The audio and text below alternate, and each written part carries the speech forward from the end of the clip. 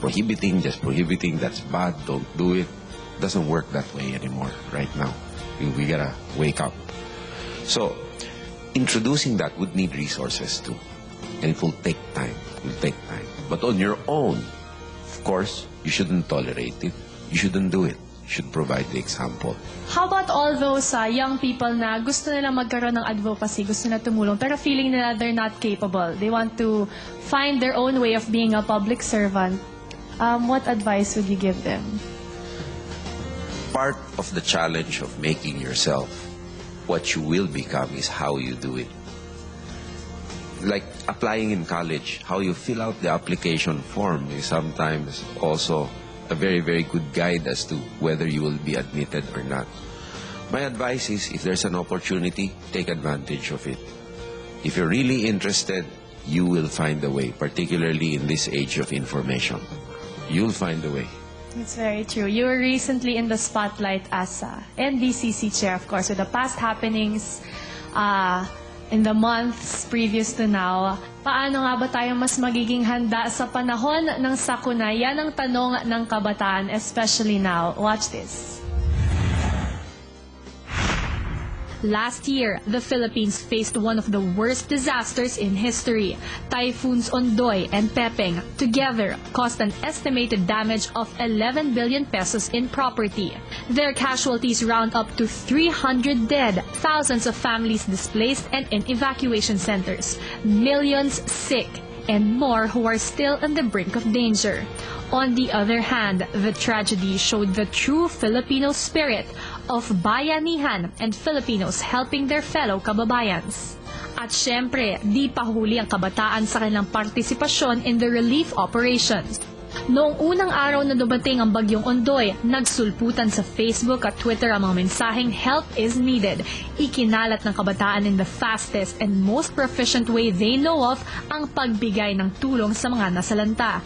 Maraming kabataan rin ang piniling tumulong sa relief operations nang magdeklara ng 1 linggong walang pasok sa eskwela.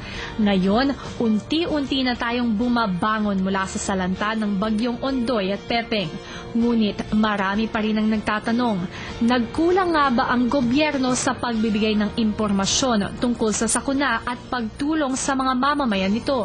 Ano nga ba ang aral ni Ondoy at Pepeng sa ating mga Pilipino at para sa ating mga mamumuno? Paano ba tayo mas magiging handa sa mga panahon ng sakuna? Yan ang tanong ng kabataan, dito lang sa YSP.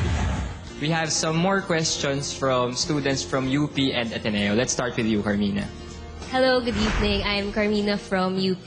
Alam naman po natin na maraming lugar sa Pilipinas katulad ng Marikina na maraming naninirahan doon kahit na natural na catch basin. At alam natin na sa susunod na pagdating ng bagyong Pepeng, pwedeng-pwede na bahain o mabiktima ulit sila ng landslide. Ano po ang mga pwedeng gawin ng gobyerno para matulungan o mapaghandaan ang susunod na pagdating ng mga bagyo na ganito ulit kalakas? Thank you, Carpina, sa katanungan. And related to that, some visible things that you can do for Metro Manila, for example, is opening an additional spillway magmula Laguna de Bay hanggang Manila Bay. Kasi iisa lang ang drainage ng Laguna de Bay papuntang karagatan. Yan ay ang Pasig River na makitid at silted. And no less than 20 rivers empty into Laguna de Bay. At putik ang pumupunta dito, no? So you have to do that. Pangalawa, yung sinasabi mo nga na natural catch basins, yan ang isa sa pinaka-mahirap na issues na masolve.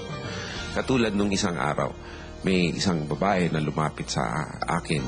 Sabi kong maaari, kung ikaw ay pala rin, huwag mo naman kaming paalisin. Kami po ay she mentioned the town. No? Sabi ko, yan ba'y lupang arenda?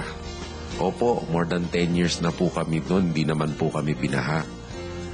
Sinasabi niyo po yan ngayon, sabi ko, ano kung umulan uli at kayo binaha? So, dapat pag-aralan muna natin kung talagang ligtas kayo sa kapahamakan. At kung ligtas kayo, bakit hindi kayo pwedeng maiwan? Pero kung talagang hindi, paano naman ang katungkulan namin na magligtas ng buhay kung papapanatili kayo doon? Pero people are still willing to stay because they perceive that the cost of relocating is much, much more than the perceived or the percentage that danger will befall them. Another situation, preemptive evacuations have proven very, very, very effective. No?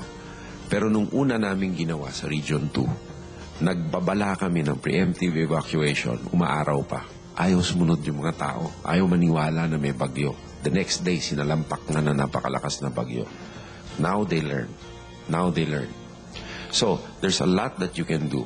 There's a private-public sector reconstruction commission which will come out with the recommendations. And the hard part is getting the resources to do what's needed to be done. And the actual social dislocations that will happen to make at least Metro Manila safe. It's a long process, but we really have to have political will to do it because you're gonna reward some people, and some people are just, it's a zero-sum game at times, particularly when you're talking about livable areas where territory is finite. Gibo, thank you very much for introducing yourself. Sa lahat ng mga kabataan, you were so game to answer everyone's questions. Yes, we're so appreciative. Thank you so much. Bilang closing statement na lang, ano ang iyong advice para sa mga kabataan, para sila maging mas mga productive na mamamayan? You know, I have faith in the ability of the youth to be productive.